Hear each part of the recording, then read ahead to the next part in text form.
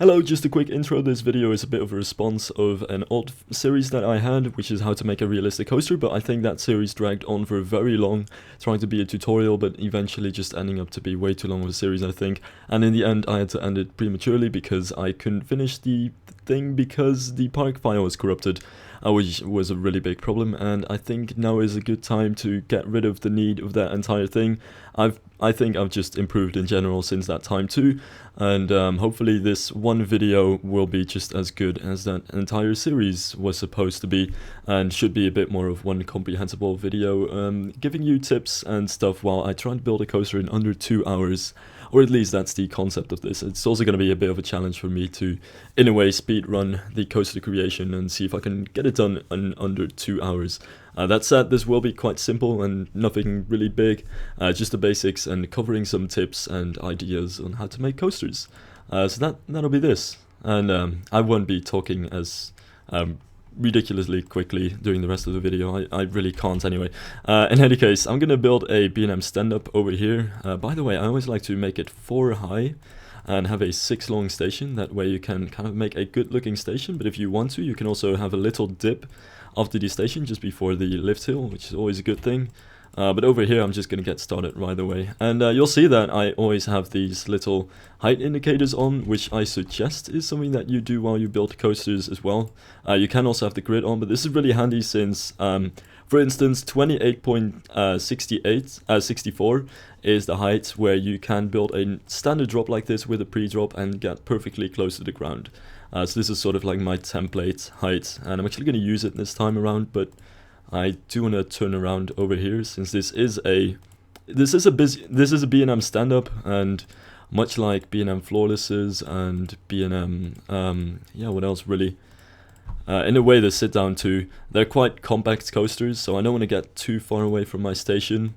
So I want to turn around over here already, get some inversion action going. That's what usually happens with B&M coasters. Right after the drop you kind of have your first inversions and twist around a little bit. Let's see, that should be fine. I already have that piece, but I'm a really big fan of this little piece over here, since essentially what you want to have is your coasters, well actually no, the thing of a good coaster in Roller Coaster Tycoon 3 is that it has to look off-grid. Roller Coaster Tycoon 3 is a very grid-like track builder, and it really limits you in that sense. But it's the sort of thing that you should try to go for is to add as many diagonals and smooth transitions to actually make it look like there isn't a grid in the game, which is very hard, but you can come pretty close by using little pieces like these and these S-bands with the banked curves to make it look a little bit less on the grid. I think over here would be a good space for a corkscrew. Also, quick note, you can see that I just touched the ground with my track. Never ever do this, don't be me. As a general rule of thumb, just don't touch the ground. Always stay about 1 h above it. That little half a meter, or a full meter actually I think in the game, is about the distance that you want to be from the ground, but you don't want to touch the ground since the ground doesn't really support the coaster. And there is a way to kind of fix this little touching the ground problem over here, which I'll actually show off later in the video, but it's best to just just not touch the ground at all. And let's see, I'm kind of wanting to go into the end of the track over here. And yes, I did kind of plan this ahead with some of the elements. Though I also have to say, you could probably note that I am not even testing the coaster at any point, and really just sort of comes with experience to know where the coaster kind of slows down. Sometimes I do get it wrong and it's very awkward to build an entire coaster, and when testing it, it turns out that it doesn't work, but usually it does kind of work. And general rule of thumb for that is that basically every hill you build, especially for a coaster this size, should be 1 h lower than the last hill that you had, or 1 meter lower. 1 to 2 meters lower is usually what you kind of want to have. And I'm going to slow it down a lot here. You always want to have a large brake run before it hits the station.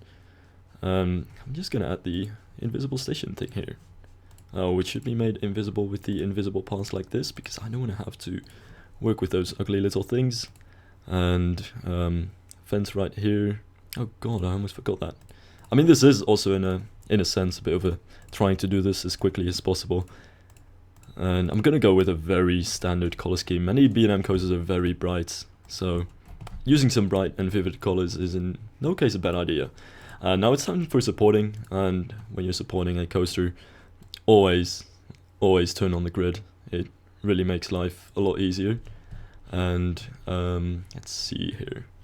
CoasterJoe's B&M connectors, that should be fine. It's what I always use for B&M coasters, obviously. You can choose to not use it, and it's a little bit faster to not use it. It can be a very annoying set at times. It's also a beta, so keep that in mind. I don't know if the full version will ever be released. Probably not, because the creator has been dead on the community for a little while now. But it's missing some pieces, and it can be very hard to work with. That said, it is an absolute necessity for B&M coasters, very realistic too. You can notice that I'm adding a bit of 2 tiles in between every one connector that I place. This is what I usually kind of go for, not just with lift hills, but with B&M coasters in general. It really works. And then you get these little connection pieces. Actually, I'm not gonna make that red, dark pink, because fuck yeah, it's very bright. And I'm going to connect that, and the fastest way to sort of work with this, it can be a bit confusing at times, is to get all the connectors done first and only then start actually supporting the coaster with the real supports. Let's see, I don't know if this will work. One of the problems with this set is that the colors are reversed based on whatever thing you pick, so with many times if you select another connector you're going to have to change the colors. By the way, I actually just had a quick idea. Since this is the top of the lift hill, I'm actually going to move this one connector a little bit, which is another thing to kind of keep in mind sometimes. The tops of hills need to use less connectors than the bottoms.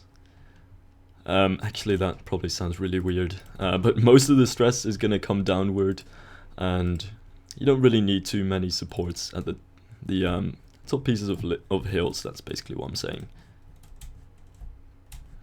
albeit very vaguely, and that should be about fine. Looks like a fine distance. Anyway, I need to hurry up, and on this side I think I'll add another one just on that flatter gentle part. Make sure I actually get the right shade of yellow, and this looks like one big part that I can instantly do without having to move too many pieces, I think. Yup, so that should be fine. Let's get you, the steep one.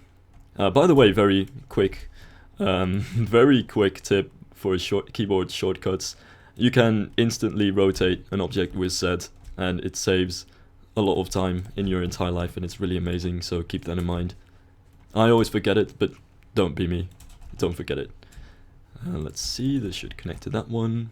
These pieces are always a bit of a tough thing to connect to, since they're like many other Trek pieces, there are no specific connectors yet that are supposed to connect to them, so it's always just kind of like you test different types of connectors and trial and error to kind of see which ones fit where. Now here's the looping, which I always forget which pieces actually connect to the looping here. I usually use these over here, which sort of connects, and then there is also the looping connector somewhere in here. Yeah, small loop, there it is. Small loop, and that should connect right about there, that height. Yep. And if you hold control and aim at an object, you can place another object at that exact same height, which really helps getting things done quickly. And let's see, another little flat connector over here, and this looks like it's going to be a case of a gentle to steep, actually right over here. It's too far away from what I currently have. Flat to gentle. Oh fuck, that doesn't work either. In that case I am royally fucked, I think, because that looks a little bit too close. Ah no, bum it. It's always better to have supports that are too close to each other than supports that are too far apart. I mean, I am already thinking some of these supports on the first drop are very far apart, unrealistically. So yeah, just to be on the safe side, it's usually much better to just get many supports rather than skip some parts when you're afraid that it's going to be over-supported, because over-supporting is not as big as a problem as under-supporting is. And let's see, this is going to be a banked one. Thank god it doesn't reverse the colors of that one. And especially for straight pieces like this, holding control and getting something instantly at the same height is really helpful. And let's see. This is a very, very tricky track piece. I think I'll just skip it anyway. I can't really think of anything that would fit over there. Maybe a gentle would somehow still connect to it. Actually, that's alright. I'm gonna go with that. And same goes for these straight to diagonal pieces. There is no connector that connects them in the middle, so it's always a bit of a puzzle to get it as connected as you can. I'm gonna get these in the end, I think. No, actually, I'll get a couple of them in right now. Recoloring is not too big of an issue. Where's that one? Fuck, I'm blind. I'm really blind. Wow. Let's see. These ones don't need one of these. That should be fine. Unfortunately, there's no other way of doing this quickly. Especially supports usually take a very long time, and especially if you actually use these connectors. You can also just use Moby Steel Jungle and just make these supports instantly, but this is far more realistic. Oh god, I can't even see where that one is. Oh, there it is. Oh, fuck, nope. That was a big fail. And that should be all that connected, yep. I so should have gotten CPCisco's B&M recoloring retexture. I mean, really get it. It makes the B&M tracks a bit more shiny. The only reason I think why I don't have it over here yet is because I've been too lazy to install it up to this point. And I should definitely install it because it makes B&M tracks look so much more realistic and shiny. And I like shiny. And that should be about fine, I think. It's no other way of really connecting to that thing. Something to keep in mind about these curves that go down and also bank in the meantime is that there is a connector for that, but there is only the connector for the one that goes left, and this is the one that goes right. So I royally fucked myself over with this one. There should be a connector, something that connects to this. It always turns into something like this, really. If there's not a connector for a specific piece, what I usually just end up doing is checking all sorts of little pieces to see what connects best. This is far from good. Very far from good. Yeah, I would reckon that there's actually one of these that would sort of fit it. But apparently it's not going to. And that one is even worse. What about large? Come on, large, you can do it. You know what? That's good enough. It connects to it. Could be better, but fuck it. I'm gonna go with it. And even the track over here, which is very close to the ground, you're gonna really want to add connectors to all of those. That said, you're not gonna have to add supports to them in the end, since they're so close to the ground. You can just connect the connectors to the ground using footers, and that should be fine. Alright, bit under supported, but it'll have to do. And for this is a big corkscrew to the left. Large corkscrew to the left, yeah, moron. And you're going to want to place these right here. And just hold control for the next one. Also makes it easier to find the track. Let's see. And more flat pieces. I think it's more of a smooth ride from this point on. Usually the inversions and curves that go down are the hardest to support. Or at least the hardest to connect the supports to. And this should all just be normal gentle like that. Actually, come think of it. That looks a bit under-supported. This is exactly what I mean. When you have a little dip like this, you do want to support it just a little bit more. Definitely don't want to under-support it, but especially a support at the bottom is always helpful.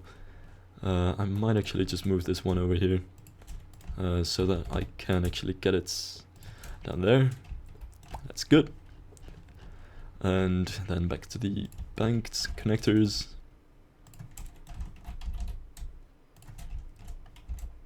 This is where, actually, yeah, that's fine. You can connect the bank connectors to 3 places of a downward helix, but if you want to add connectors to like this middle piece, you're gonna have to take the helix pieces. So in this case, that would be this one, I think. Yep, there we go. And this one.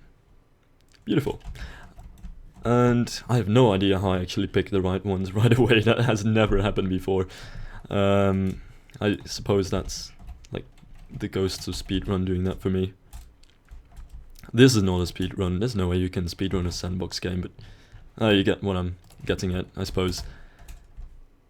Oh yeah, this part is always a bit of a problem, as what I think you can do is take the brake run connector, sort of connect it to that. There are other ways of getting around that, but I kind of like using the brake run connector for it. And this could be this piece. I think the middle is too important to connect, but I might want to do that. Yeah, actually I'm going to move all of these supports, because as you can see, I have to add this one over here, but because of that, the distances between them is kind of very uneven and awkward, and we do not want that. So I'm actually going to move all of these a little bit, which actually makes my job a bit easier over here, since I can use flat to gentle instead. And then in the end move this one as well, and then it should be better distances. There we go. The ending is just going to be flat like this. There we go. And I'm going to add, I'm actually not going to add a brake run over here. Or should I? I probably should. Realistically speaking, I should probably add a brake run over here. Basically, when a B&M coaster has a brake run, the spine gets slightly thicker. So underneath the brake run like this, you're going to want to add an extra thick spine over here. This is also where you can tell that you should get CPCisco's B&M retexture if you want to use with these, if you want to work with these supports, since this texture is different.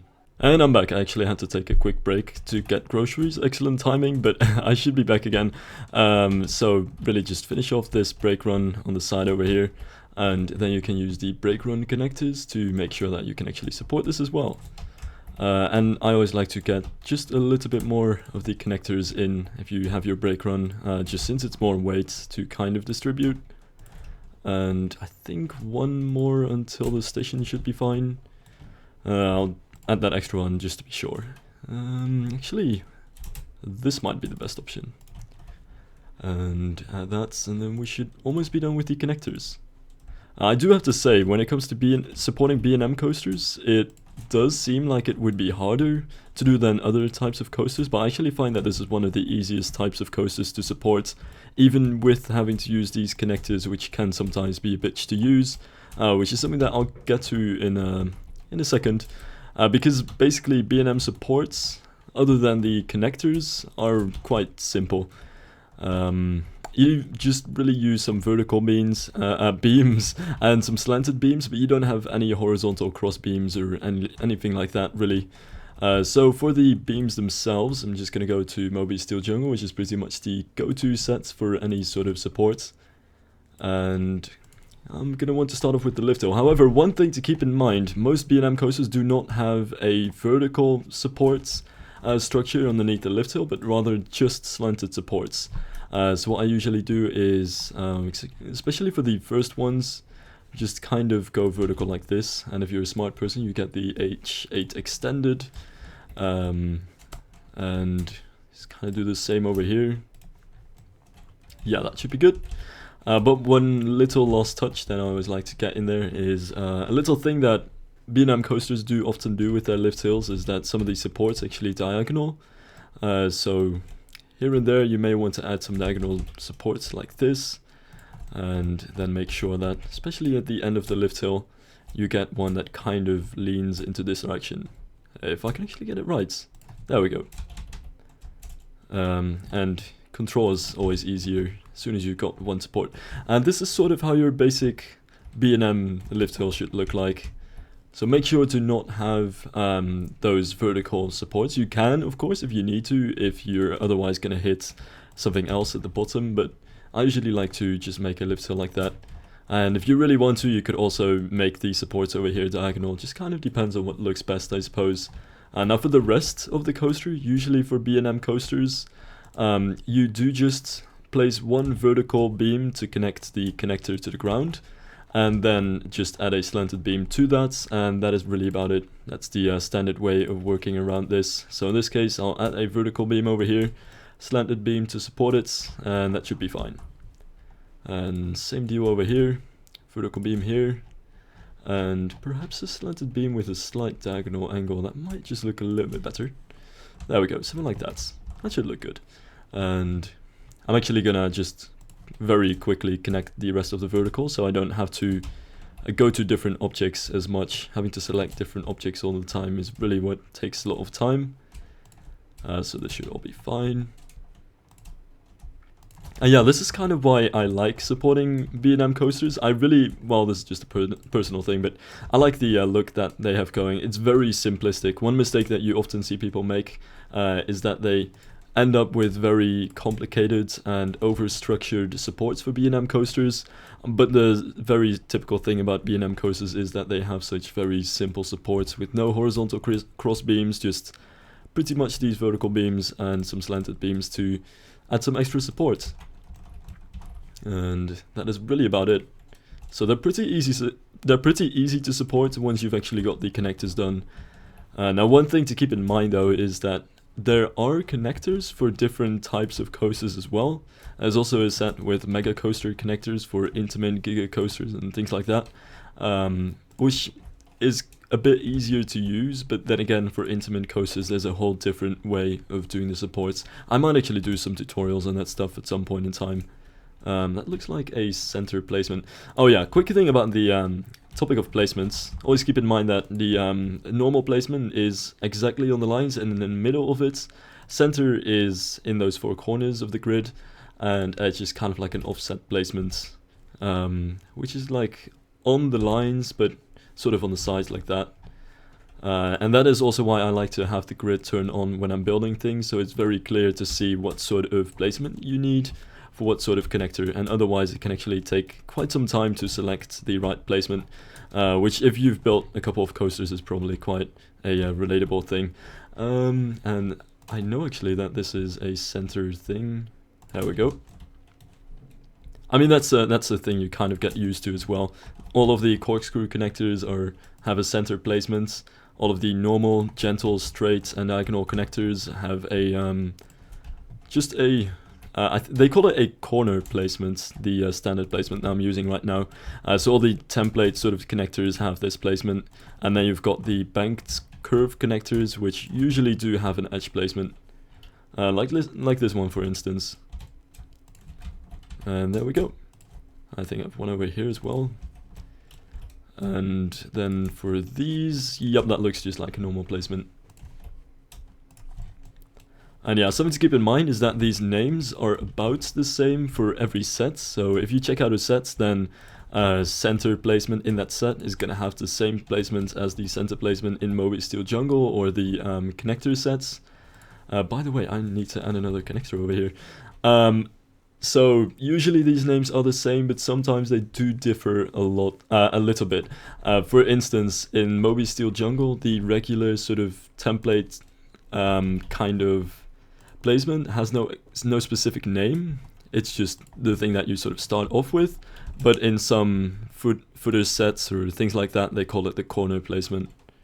And sometimes there are some small differences in how they call it placements, but in general, these are the usual sort of placements that all the custom scenery sets use. Kind of like a golden standard. I actually don't even have any of these. Nope, that looks like a center placement. And some edges over here.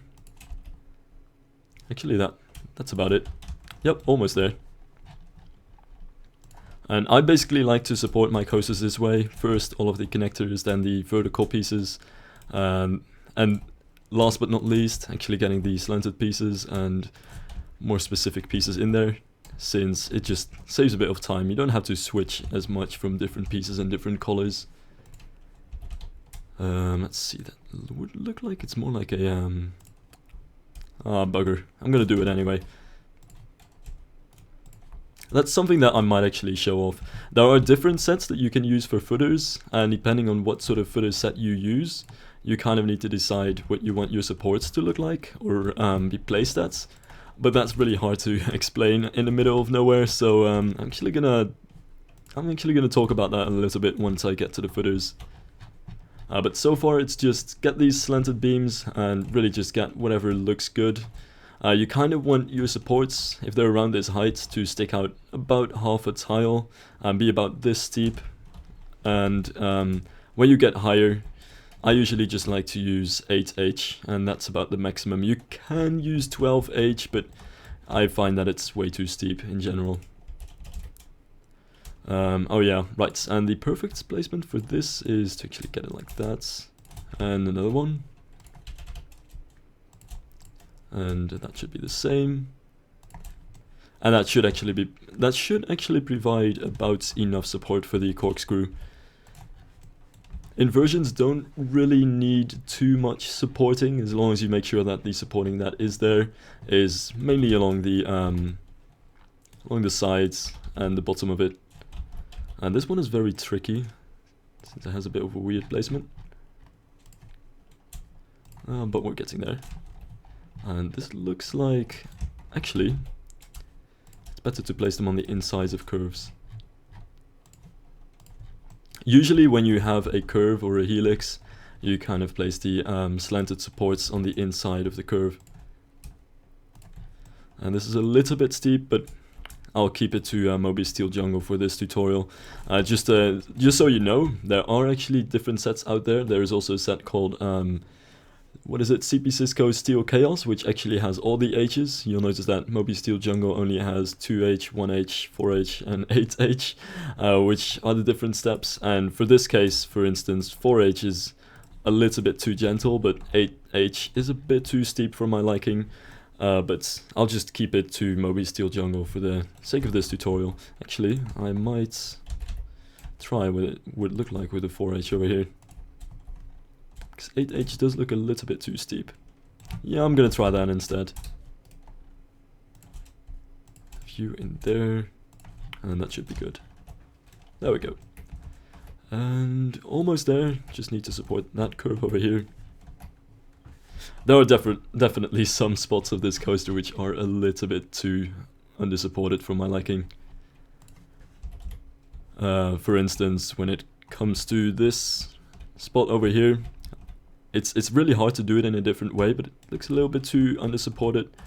And this curve in general too has nothing really in the middle. Granted, it's really hard to make that fit. If you actually want to have some supports in the middle of that, you really need to just mess with trial and error with the different support pieces, because there is no specific connector for that yet. And that should be good. I might want to make this a 4H. I'm not entirely sure, but could be doable. Yeah, that looks fine. I'm gonna go with that. I do like it when they do stick out a bit, and this might probably just be a diagonal one. That's actually gonna fit. Nope. Or will it? Well, that won't fit. Oh god, nothing will fit with this one. Actually, with an edge placement like these are the hardest to connect the slanted beams to, and the only thing you can really do is get this edge placement and connect that to it. But I hope that this is not going to come too close to this track that I have over here, which it most certainly does. I'm going to cheat a little bit and make it very low, since I'd rather do that than take an 8H. And also for time reasons, that should be a good solution. Now the last thing that I still need to do over here is actually get the loop supported, which, if I remember correctly, there are different ways about doing this. Actually, the best way that you can probably do it is probably just to make this beam connect over here. Like sometimes when I'm lazy, I just take a edge vertical beam and just shove that up that connector over there. But you can also be a bit more gentle about it and connect it like this. I think that should do. And I hope that if I add this 8H to it, that it's gonna have enough clearance underneath it. I'm not sure about that. It really is pretty damn close to it.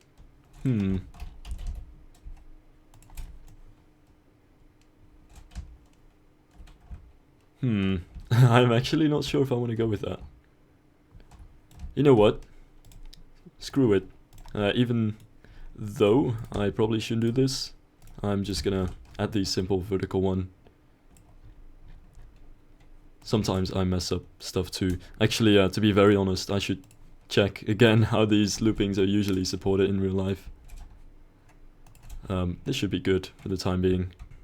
I mean, I have to be very blunt about this. This is one of the things which I myself have always wondered about how it should actually be done, because in real life these loop supports look way different than anything you can really make with this custom scenery set. So the only thing you can really do with this, since it is an edge placement, is attach a support like that to the side, which ends up looking a bit awkward, but it's really about everything you can do.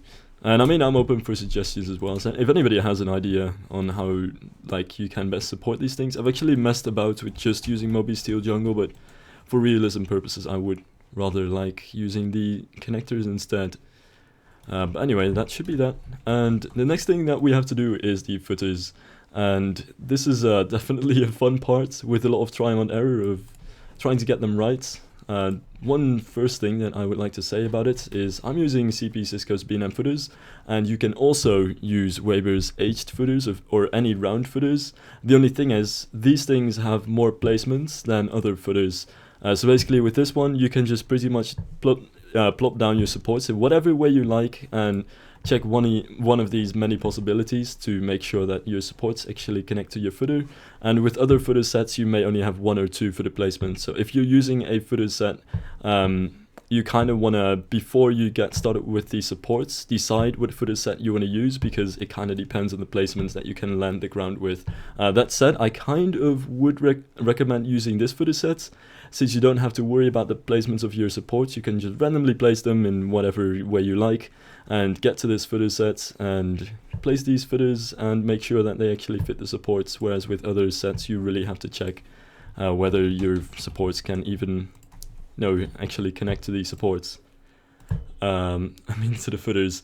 What I always like to do with the colors of this thing is just give the bolts and the thing itself the same color, which is the color of the supports, and I like to make the base just grey, like concrete usually is.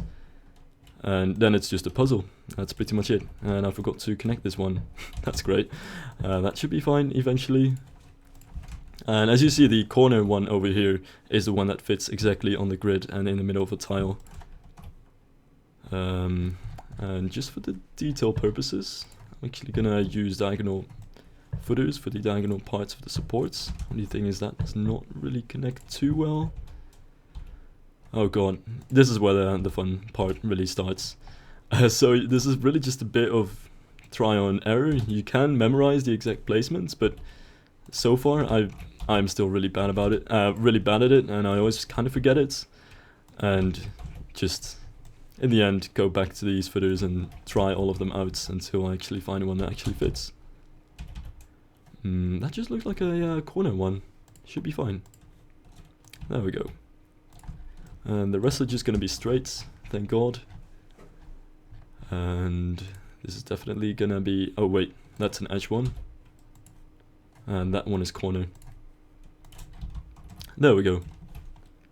And yeah, basically these footers have the same placements as Moby Steel Jungle, so the edge and the corner and the center placement, but they've also got like the in-between placements, which is what makes it so versatile, but also what makes it so confusing to use sometimes. And this one just about doesn't connect, and I think this one... oh, that's exactly the same actually. Wow. Well, I'm just gonna use this then and get the edge placement. And by the way, you're not technically finished with the roller coaster at this point, but you still have to add flanges as well, which I think I'll do anyway, but it's a bit of a time consuming thing to do. For any... oh, by the way, I forgot a little slanted support over there. I'll just add this before I add that support anyway. Looks like it's going to be an edge support. But in any case, flanges are something which are used to connect the different parts of the supports. Basically, coaster supports are, for those who don't know, I forgot one over there too. For those who don't know, coaster supports are really just prefabricated segments, and they are constructed on site. And these support pieces are connected by welding these supports together, and that happens at the flanges. So you have to divide, in a way, these supports into different segments using these flanges, which is something that I'll get to in a second. This should connect to that eventually, because it's still floating. I left way too many errors. Usually this doesn't really happen. Usually I actually get it right in first try, I think. Oh god, this is pretty bad. I'm losing a lot of time over here. Yep, that is 2 edge placements.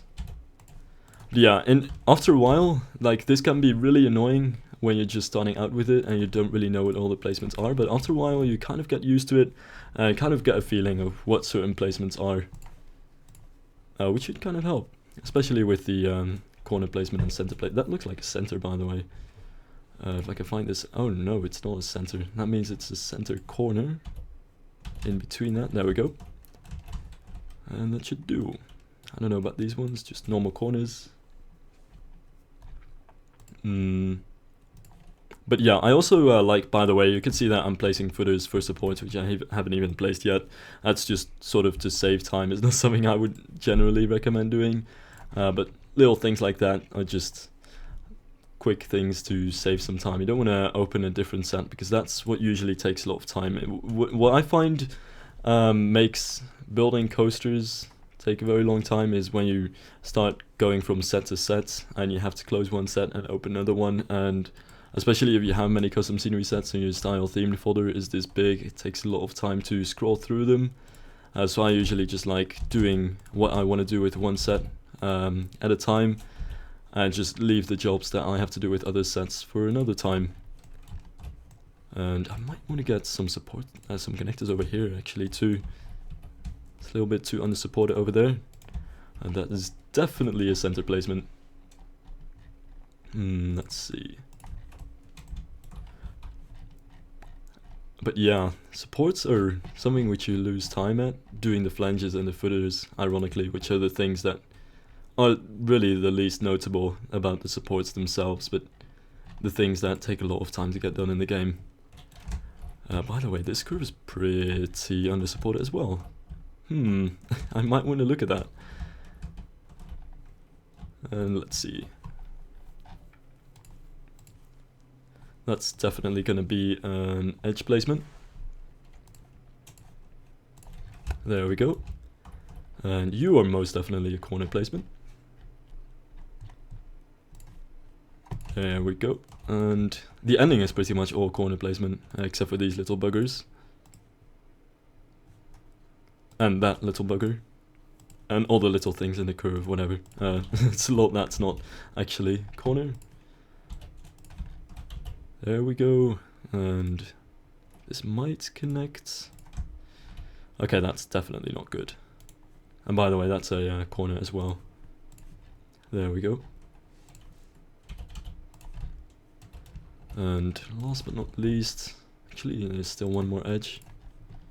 Some diagonal centers over here. And I think, no, these are just normal. So that means a diagonal corner. And another one. The corners are definitely the most easy to recognize. And the edge corners, which lay just between the edge and the corners, are usually hard to get right.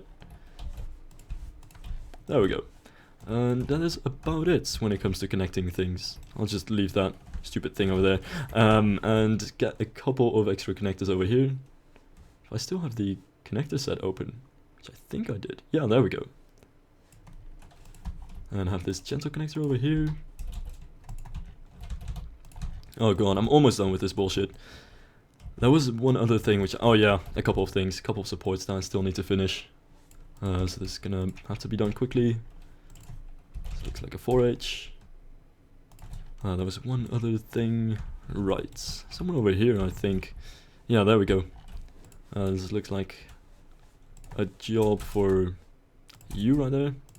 Perfect. And, this one. Still need to attach a footer to that as well. So I'm just gonna curve that in there. Doesn't really matter for this type of support where you curve it to. Usually I kind of like to do whatever looks best. Like over here I've already got some supports moving in that direction, so it just looks cool to have this one move over here. And that is definitely corner edge. Oh, whoa, wrong color. And I think that should be about it. I can't really think of anything that I haven't done yet. Oh fuck, this one, I forgot that one as well. Oh my god, I feel like an idiot. Let's see. Moby Steel Jungle, I don't know if that would... Yeah, that's definitely a 8H. And there we go. It's going to be an edge corner, I believe. And this is just going to be an edge. And that should be fine. Oh god, I'm in the diagonals. I shouldn't be.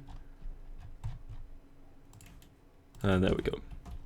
And last but not least... Oh, actually, no, I do think edge corner is a little bit better. Yep. I don't really have to worry about these footers hitting each other. That just happens all the time. There's no way to really avoid it. And that's pretty much all the supports and things like that done. But the only last thing, which I actually sometimes tend to forget, is the flanges. I'm just going to do it in a simple way now. You can see that there are actually these slant flanges, which are supposed to be used for these supports over here to divide this support into two pieces, so you can transport this piece and this piece separately. But when I'm a lazy dick, I like to just get the vertical supports. And so far barely anyone has ever noticed it, so that's alright, I suppose. I probably shouldn't be giving this as a tip. My tip should probably be, don't be me and actually get flanges that, you know, go with the flow of the support pretty much. If you have a slanted support, use a slanted flange as well. I'm just trying to save time over here, and this should be good. There we go. Where does that one go actually? There. And you can very subtly notice them. The only problem with them is that the render distance is pretty damn small, so if you zoom out even just a little bit, they already start disappearing. But you very subtly do still notice them. And whatever way you place them, whatever way you place these things doesn't really have any sort of technical tricks or tips that I can really give. It just... whatever seems like it would be logical is kind of how you place these things. So obviously I wouldn't place it right over here and leave all of this empty, because there is no way you can transport that in a truck and actually make that work. And I always like to put a small flange on these smaller supports as well. There we go. And that's another edge one. I might actually want to put this in here too. There we go.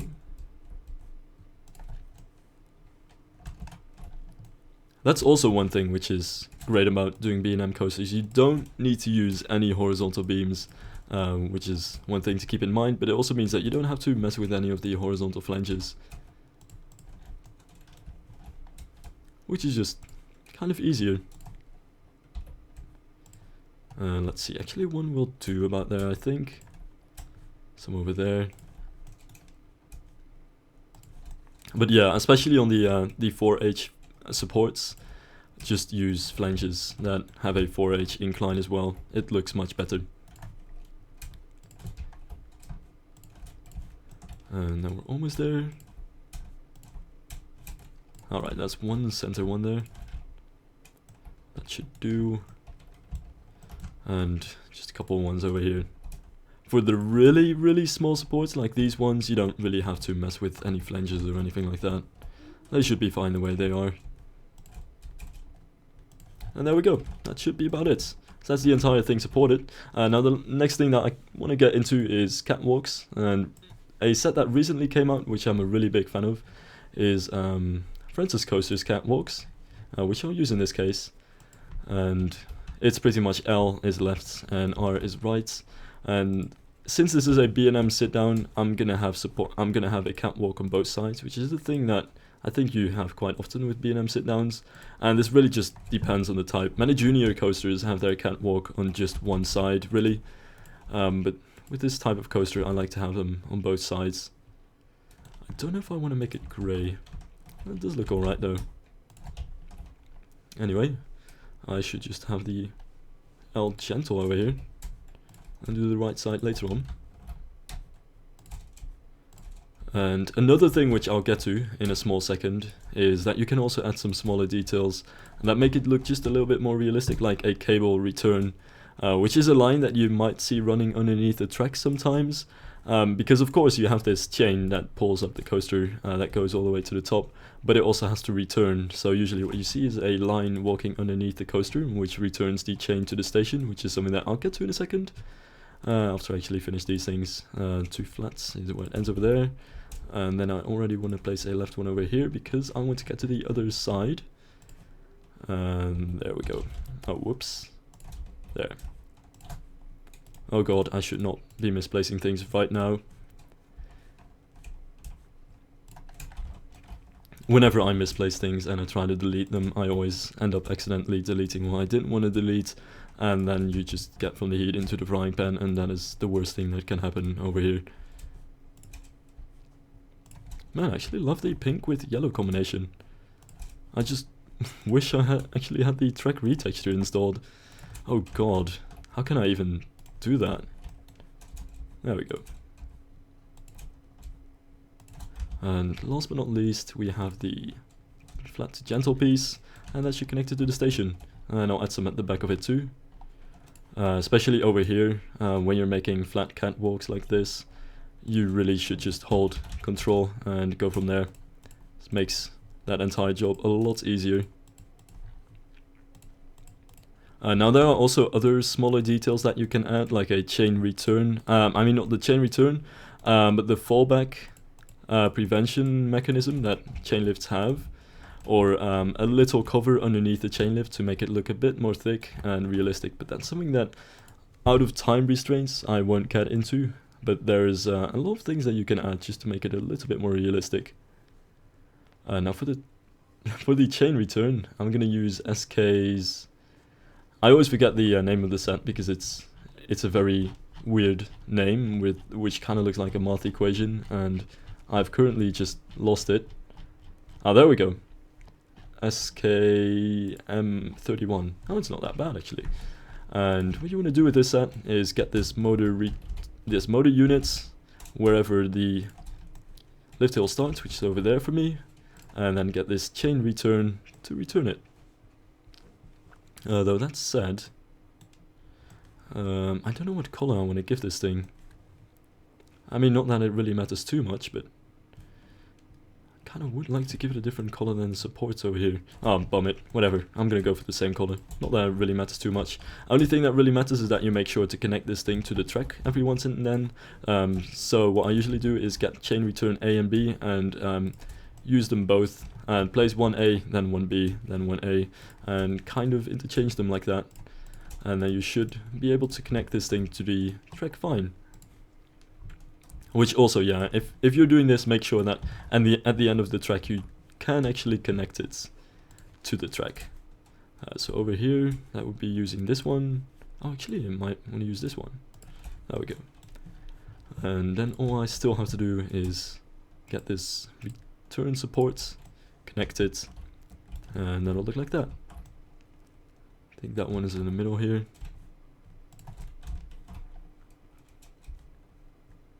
There we go. Actually really like the way that looks as well.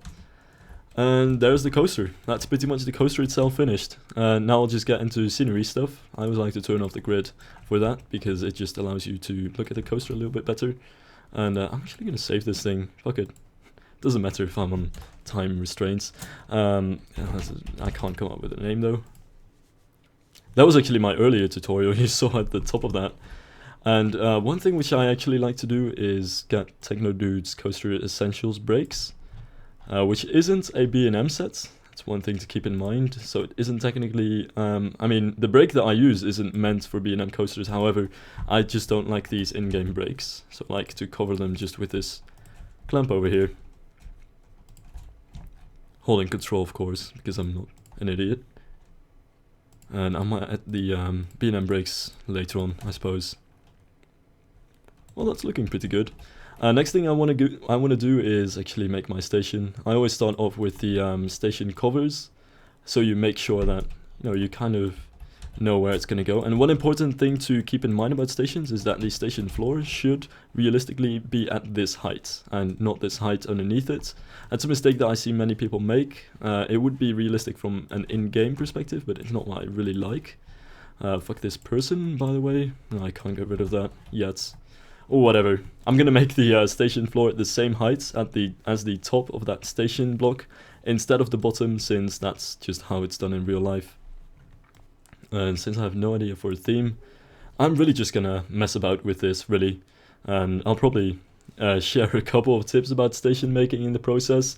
But it's really hard to really say that, since stations are just too much of a unique thing, and just kind of whatever you feel like making, you should make. This is also why I have a lot of trouble with doing tutorials on stations. It's something that's requested a lot to me, but I really find it really hard to do anything with those requests, since it's much more of a personal thing. There's no golden standard of stations. Of course, there's a general way of how they look, which is what I'm going to try to achieve, but depending on whatever theme you're using, every station looks different.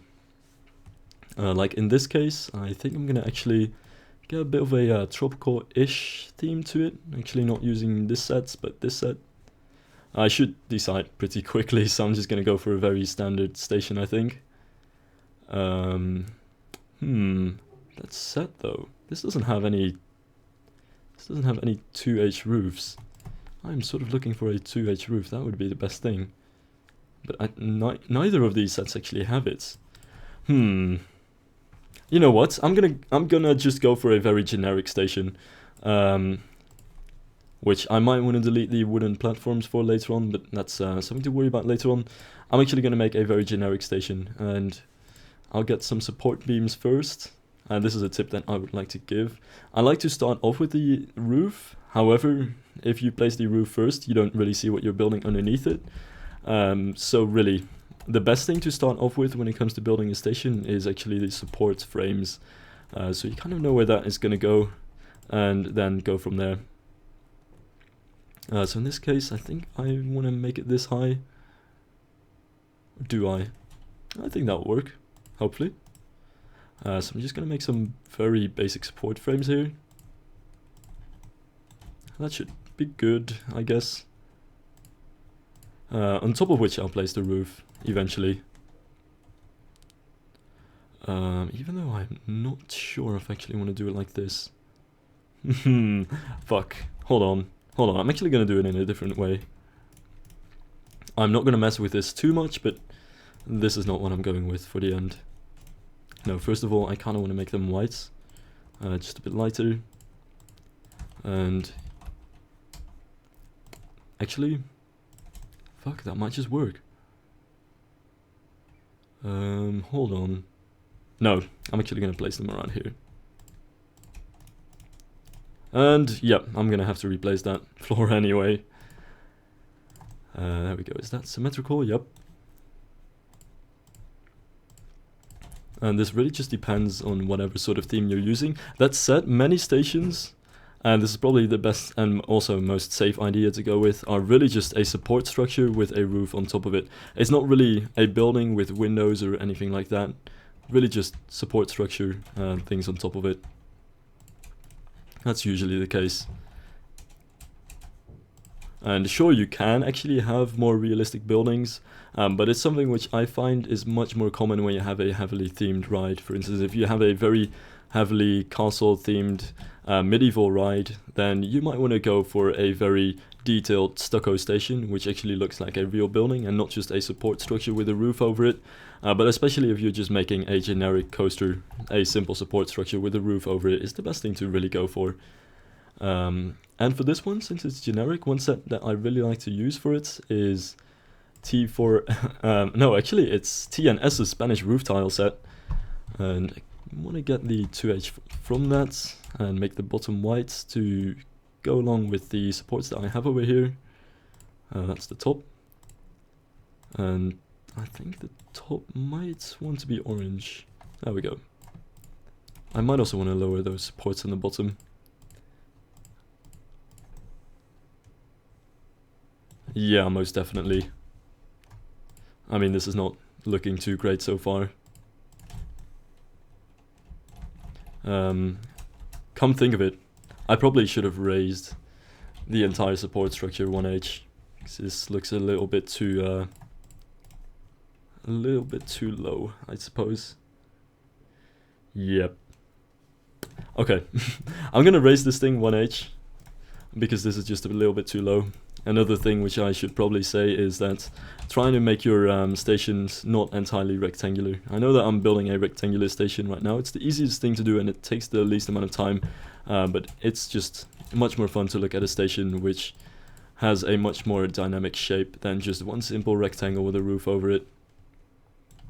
This should provide a pretty standard sort of station design you can use in any generic case. And there we go. And now I might just call it a day there. I'm thinking that I might actually use different supports in the middle of it. Really just something that I think these supports are a little bit bulky. That's the thing with them. I do like the way they look, but they're very, very thick.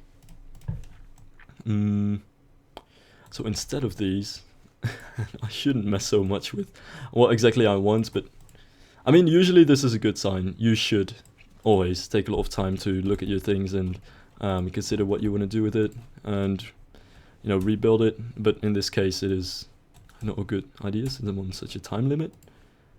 But I'm thinking this support might just be a little bit better. Yeah, definitely. Not to mention that this is not the only thing I could try. But I'm gonna go with this. And this is exactly what I mean, by the way. If you place the roof first, it's something that I like to do, since you can kind of tell what the building is going to look like. But if you place the roof first, and by the way, I fucked up on the supports in the middle there. If you place the roof first, it's really hard to see what you're doing and what's going on underneath it. So it's really something I would say, it's helpful since you can see what your building is going to look like. But it's, in another way, it kind of also obstructs your progress since you can't really look too well underneath it. So one thing which I usually do is I place my roof first actually, and then I kind of decide whether I like the roof or not, and then based on that I build a support structure, and then remove the roof again, do the interior of the station and add the roof again. Though in this case I'm not really going to do that. It takes a lot of time, but I should move these supports on the side because that is not a good thing. Let's see. It was this set right here. Some vertical pieces, definitely not diagonal, and into that direction. There we go. And same here. Especially with stations like these, I like to at least keep them symmetrical as well. And what you'll notice is that the roof looks very, very flimsy and so very damn thin. So what I like to add to it, at least, to make it pack a bit more bulk, is to go to any set really that has some walls in it, or at least walls in it that have some inclines as well. And in this case I'll just use Briantjuh because it's very easy to use, and get the incline that fits with the roof that I'm using over here. I'm pretty sure it's the 1H actually, or is it? Oh, but it's not. And kind of use that as a cornice to go along the roof here. I don't know if I want to use it over there though. Might just be a good idea. I don't know. Let me try that. This is a little bit too much on the inside of it. So right there should be a bit better. Yeah, there we go.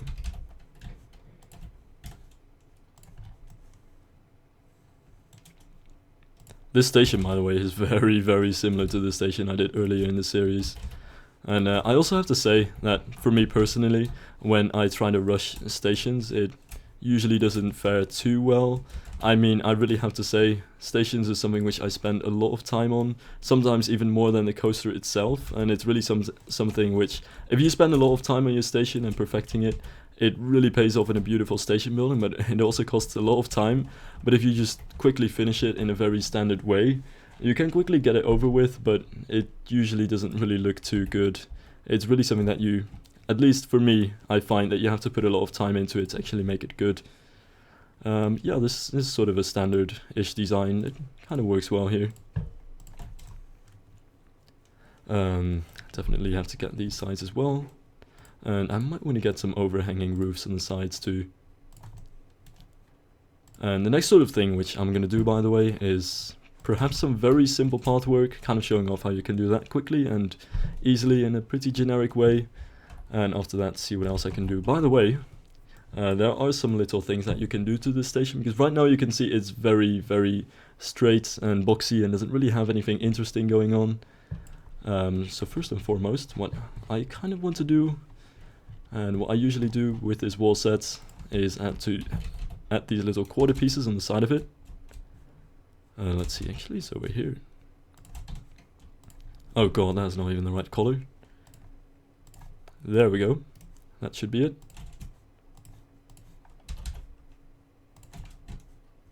And that should already help it look a little bit better. Especially when you're building a real building with this set, it's really important to add these sides.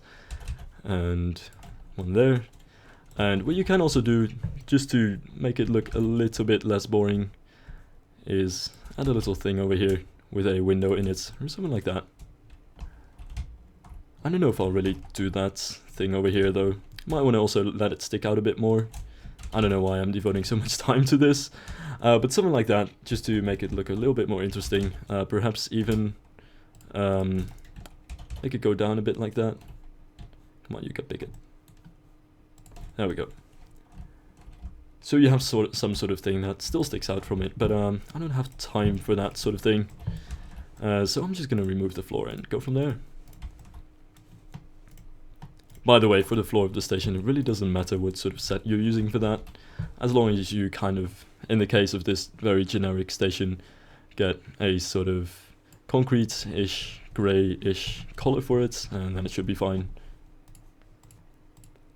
But yeah, this is really a station that this type of station is really something that you can get done quickly, but I'm personally not too big of a fan of it. I like to at least make these stations a bit more unique for each coaster, and a bit more interesting to look at in general, but it should be doable and alright in the end. Though perhaps I might want to add some more detail to it. And at the bottom of this, I think I'll actually go with the walls from the SK, it's SHR91 set, which sort of carry that very modern, clean, industrial look to them.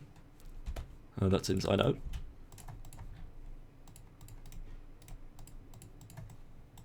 There we go.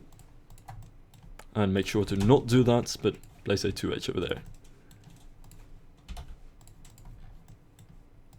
And you might want to wonder why I'm leaving the bottom open, but I always like to get a little foundation stone wall underneath my station, really.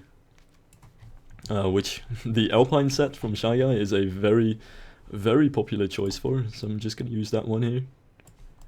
You can get the rock wall over here, you can just make it like that, but making it stick out is just a little bit better.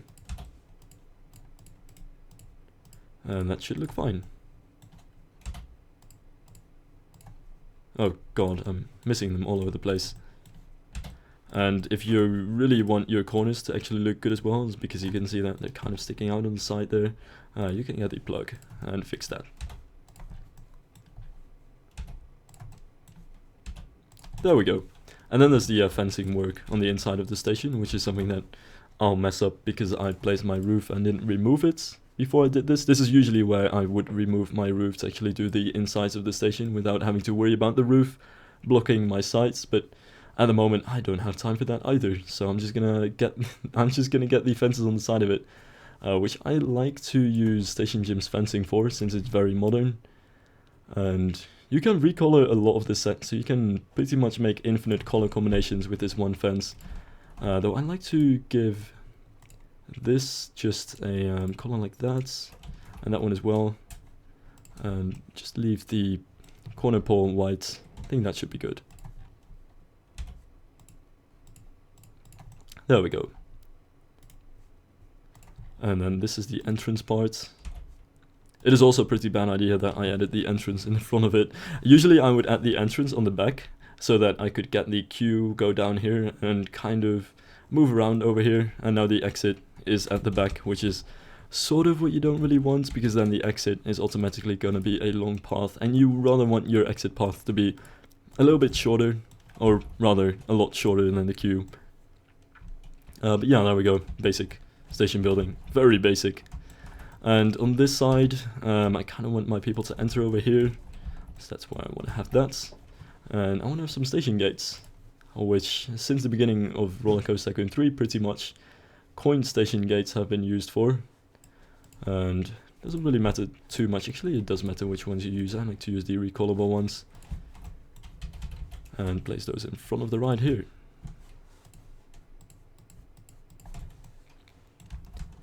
There we go. And perhaps to line up the guests just right, so they don't start moving too weirdly, or at least in theory. Let's get StationJim's fencing again, and place some fences in front of those gates. Gone. Which one is it? Half. There we go. And place that like that. Now obviously how large these gates are going to be kind of depends on what sort of coaster you're using, but since this coaster train is very short, you only want the gates to actually be, you know, the gate section should be as long as your train is. But yeah, this should work to a basic degree of being a station, but no more than that. It is very, very basic. So basic even that I might want to add some stuff to it, change some things on it. Oh well, whatever. I'm gonna leave it like this for the time being. Next thing that I want to do is actually get a stair set to connect this thing, in which case I won't do that, but I'm gonna get Aciena's staircase for that in Aciena's Pavement Essentials Expanded, where there's a pretty good asphalt staircase which doesn't exactly have the same texture, but it's pretty close, so that'll do for me. And I shouldn't have left the exit over there. Should be around here. And I'm probably gonna go back there. Yeah, that should be fine. And the good thing about StationJim's fencing, by the way, is that it is a very versatile set. When it comes to fences, I always like to at least use the most versatile sets that I can use, given what sort of fence I'm looking for. Since especially with these ones, you actually have some inclines as well, and even diagonal inclines. So with any sort of staircases or diagonal paths, you can still place these fences along them. And that should be fine. And especially with generic coasters, which don't really have a theme, you kind of find that the theme is the color scheme of the ride itself. So many elements of the station and the queue line are actually colored in the same way as the coaster is, which is why I'm adding that specific shade of pink that you can see in the coaster to the queue lines as well.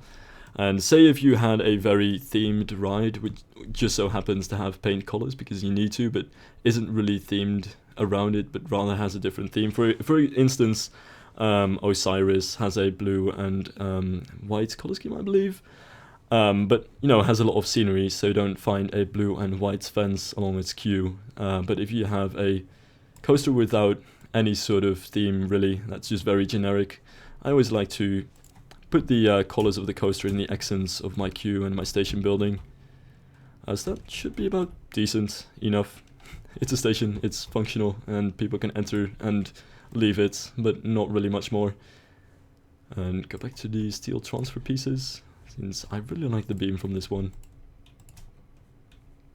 Oh god, that's not gonna work like that actually. It should be like this. That's pretty damn under-supported, but you know, whatever. And like that. Just to make this look a little bit more fancy, I'm gonna at least give these stairs more of a thickness, because right now they're very flimsy. And go back to Briantjuh's. And I think, yeah, I'm just gonna want to make it wide too. There we go.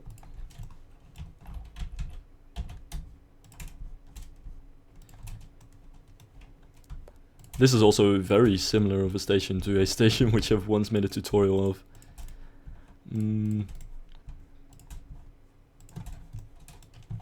is, this is a very generic, common station archetype almost, where you have that middle roof and the side roofs, which are slightly lower.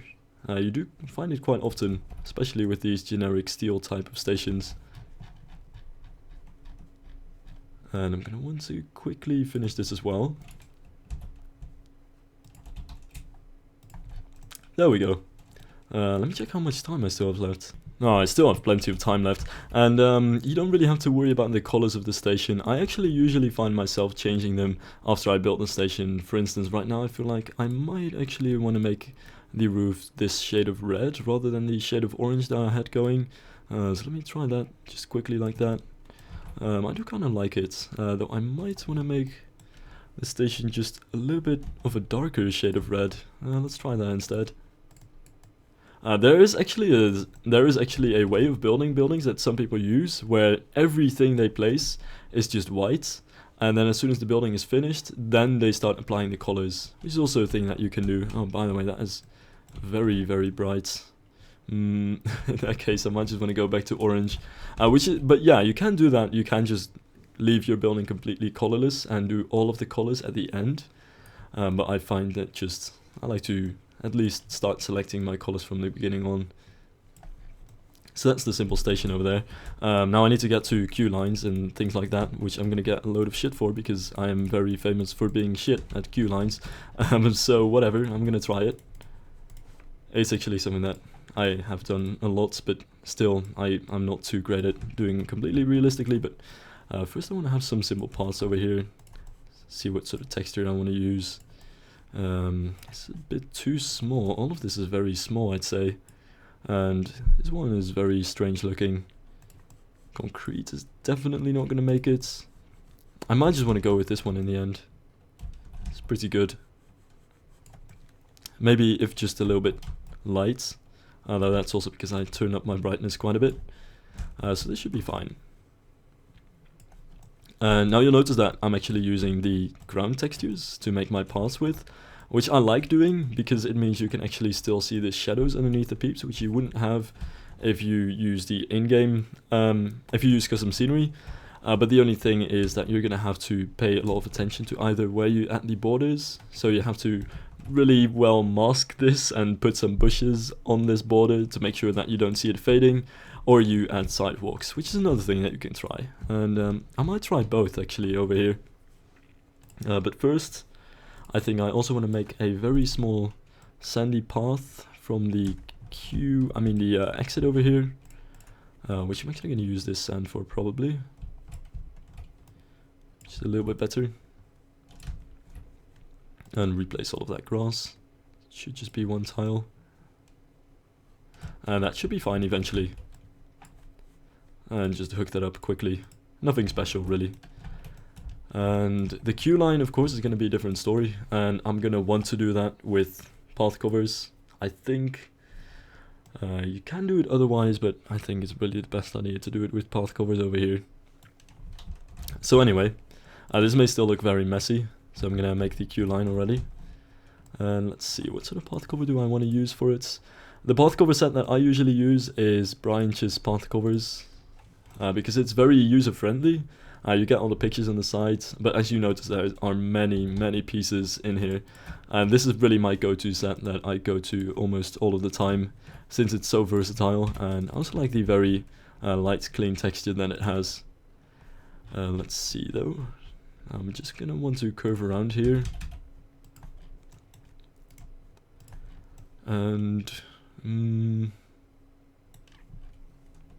yeah, I'm actually gonna make a very simple generic queue line over here. Basically, in general, there are two types of queue lines. You have the very heavily themed queue lines that kind of take you through a story, some sort of interesting landscape, and you also have the queue lines that just zigzag. And that's pretty much what I'm gonna do here, because it's much easier to build, really, and it takes less time, but of course having a fully themed queue line is a lot more fun to look at, and sometimes also a lot more fun to build. And the conforming wall in this set is on full tile placement, which is a bit painful. So I'm going to have to use this one. So yeah, over here I'm just going to create a big area like that, which is where I'm just going to make the queue line. And it should zigzag just like that. So I need 4 of them. And then I can just enter over here, I suppose. Perhaps with a small curve, just to make things a little bit more interesting and less on grid. Because for paths, sort of the same thing as for coasters goes. You want to try to make your paths look a bit more off-grid, and the way to make your paths look off-grid is to add as many curves to them as you can, which is really the only really good straight advice I can give about paths. Generally, the more curves you add and the more your path really flows through your park, the better it looks. Now, out of space constraints, I'm not really curving any path over here, but even small curves like this can at least help things look a little bit more interesting. So yeah, that should be about what I want to do over here, except I kind of want to make these corners a little bit less tight with the quarter piece that I always tend to lose. There we go. And last but not least, some diagonals over here, and there, and there, and there as well. And actually, last but not least, the curved piece. There we go. Oh wow, I messed this up. That's how it's done. So this should sort of be a very small thing. Now keep in mind, this is not how queue lines look. This one is way too small. Usually you would have either multiple of these things, or it would really go around this area and be a very large queue line that sort of weaves its way through a forest or any type of scenic place. But in this case, I am too lazy and too time constrained to actually try that. So I'm just going to do like this and be lazy about it.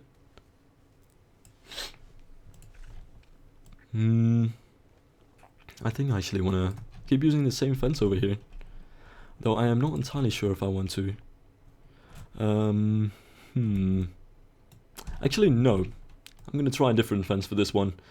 One thing that I always find with fences is something which I often see people doing, actually, is that they use the same fences all over the park. Don't do this. Make sure that you kind of use different fences in different areas. Not just different areas, but different fences within one area, and make sure to change them up every now and then, because it just ends up looking so much better. And I think that is diagonal to straight, actually, on that side. Very strange little curve over here. If I can find what I was doing here. Another thing which you might want to add to your queues is a fast pass lane, which is another queue line that is separate from the rest of the queue line and is much shorter, which is for people who pay a lot of money in the theme park and are allowed to go first everywhere because they pay a lot of money. But I hate that out of principle. Fuck fast pass lines. So I'm not gonna add that, because fuck it. And over here I'm gonna have to use these straight to diagonal. Let's see. I always lose that piece. What you'll find with this set, by the way, is that you get these separate floating fences, and although most fence sets will actually give you the complete fence right from the bat, in some of them you actually have to sort of put them together yourself, which is to make them more versatile, but it also does take a little bit more work to work with them. So for instance, this set has that, but also Briantjuh has some fences as well, where you need to place the posts yourself. And that is the wrong post for the wrong fence right there. Let's see, there we go. And that should be about good. I'm not going to add too many of the posts, just a couple of them along the side. It doesn't really matter too much. Yeah, that should actually be fine, like that. Oh, and I forgot one over here. And we're almost there. Now the last thing you kind of want to do is make sure that at least within that fence you have these zigzag lines. And I don't know if I actually want to use this fence for it. I don't think that would be too great of an idea. Here's the thing. What you do often see in real life is that chain fences are used for queue lines, so that if it's very busy, they can make the queue line shorter. Longer. Whereas if it's very quiet, they can just make the queue line shorter. So that's what I usually like to do in here as well. To get these chains in the middle of it. And so that way they can kind of move these chains as well if it's necessary. Oh god, let's see, that's a little bit too close to it. There we go. And now this is by no means a good, really good queue or anything, but it's the basic way that a queue should look. And you might... No, actually, I'm not going to go into that. No, you might also go into having this be open. I mean, this be closed with the line of chains over here, and then remove these chains over there. That's something you can do. So you can actually make it shorter like that. But yeah, that should be sort of a very basic queue line, which looks like shit. There we go, beautiful. And over here, I want to have a simple fence. I'm not entirely sure what sort of fence I would like to go with here. Maybe a farm fence, which doesn't necessarily have to be used for farms, of course. Oh, by the way, if there is any tip which I would give anyone about any piece of custom scenery, is to make sure that you don't just use custom scenery pieces for what they are supposed to be used for. They may have a name of this is a fence, so you're supposed to use it as a fence, but don't let that just limit your imagination. Some fences can be used beautifully as cornices for buildings, and some supports can be used beautifully as pillars for buildings. And you can just, there are so many different uses for objects that even the creator of some of the custom scenery sets didn't even think of. And one of the best things to see is if people get creative with the, what they use certain custom scenery pieces with. Let's see, I'm gonna replace that support eventually, don't worry about that. I think I'll just place it here along the side. Don't want to have a support in the middle of my exit line. And some double diagonals over here. I don't know how I'll hook this up to the rest, but eventually it should be fine. There we go. And some posts, of course. By the way, if there is any fence set that I would ever recommend to use, it is this set and StationJim's more fencing. These two sets are really great, some of the best sets out there, very versatile, but also easy to use, and they have very clear icons and they're really good sets. So I'm actually really not sure about the next thing I want to do. It's all pretty going pretty damn quickly. I want to add a sidewalk perhaps to this path area. I think that could help make it look a little bit better. So fuck it, yeah, I'm going to try that.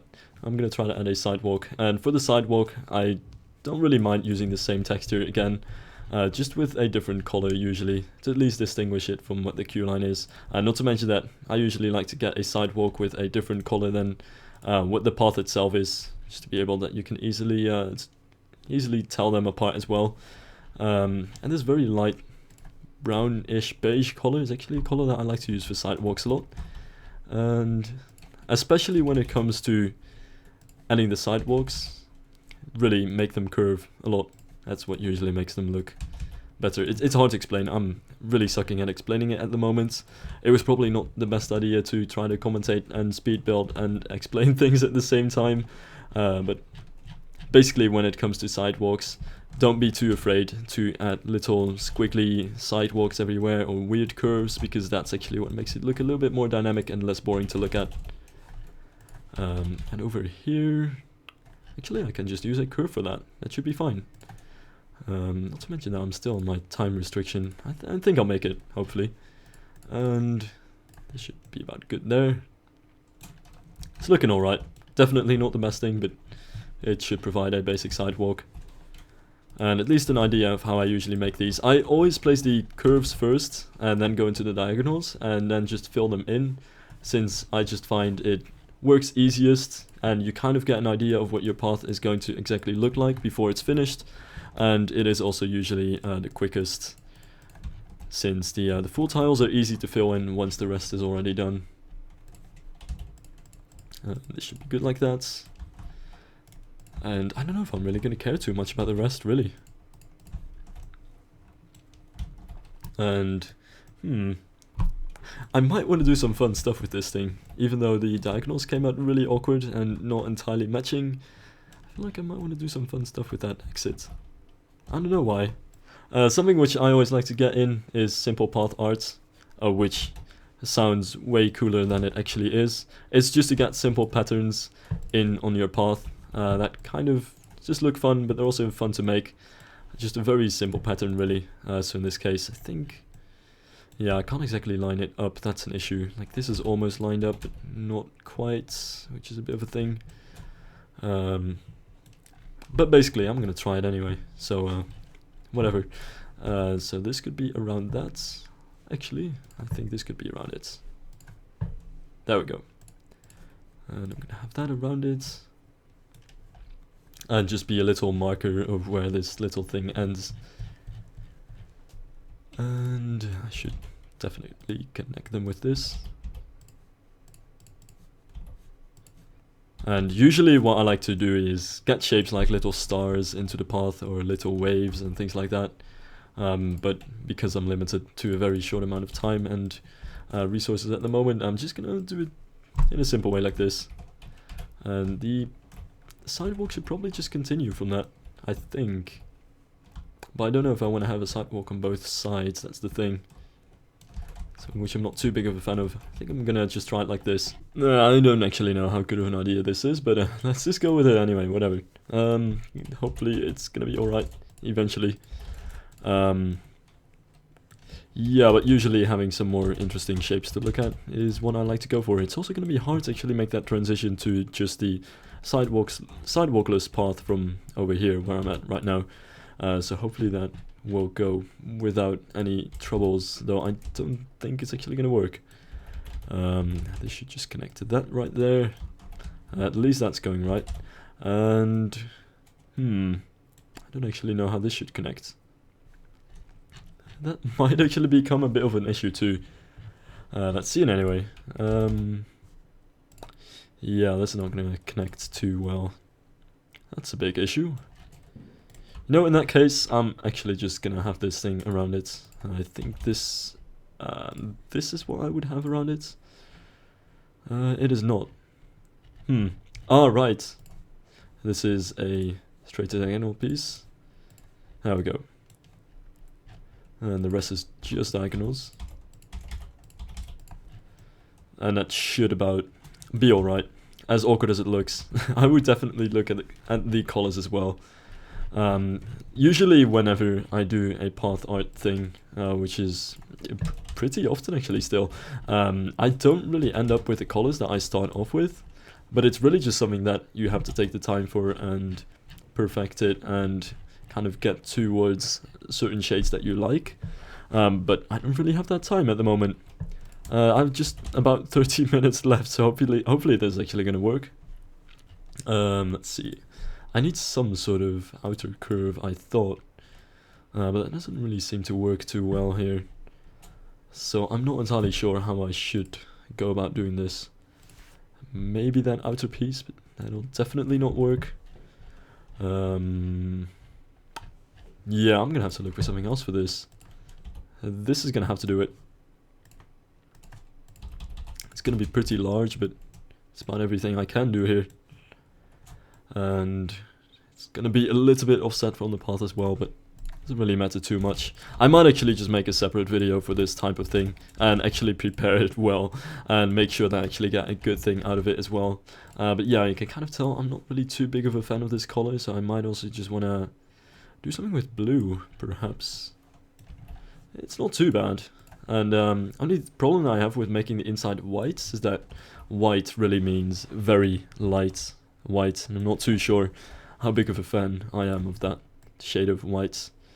Perhaps this is the thing that I want to go with most, and that is less distracting, but this should actually be alright. There we go. Anyway, I'm gonna go with that and call it a day with that there. I still have to finish this path over here. Just a bit quickly, I'm just gonna leave this area open and unfinished. There is no way, given like the time that I still have left, that I can actually do much else with it. But I do want to finish it, at least in a little bit of a neat way. That said, you know, I still have to do the foliage, and it seems like this is very unfinished at the moment, but foliage is something that doesn't really take too much time, and it really helps to make your coaster look a lot more finished and a lot better in general, but it really doesn't take too much time, and usually it isn't too hard for me either. It's much more in my comfort zone than what I've been currently doing. And this should be about enough finished on this side. If you can actually add a little border to the sidewalk using a path curb, but I'm not going to go into that right now, simply because I don't really have the time for it. And much rather, I think that I don't actually know, what do I want to go with. I'm gonna want to add some sort of border to this thing, be it a fence or something else. And I think that I'll actually go with StationJim's stone little wall, which to my knowledge is actually the only fence, or rather wall, that actually acts as a fence and has all the different curves and inclines and things like that. So I do often end up using this thing. It's down here in StationJim's fencing, where he has this little wall. And it is not very often that you see a wall piece that has all of the different curves that the normal path sets has. So I really like using this thing since it does have all these different curves and inclines. That'll be about alright, I suppose. Nothing interesting. And once again, you do have to fill in all the different posts and things like that on this one. Would I go with that? Yeah, I guess it'll work. I might actually want to change the color, because it's the same shade. It's the same sort of brown as the path cover already is, which is a bit boring. Don't want to have too many repeating colors here. And there's already a lot of brown going on with this entire path. And one of these. That should do over there.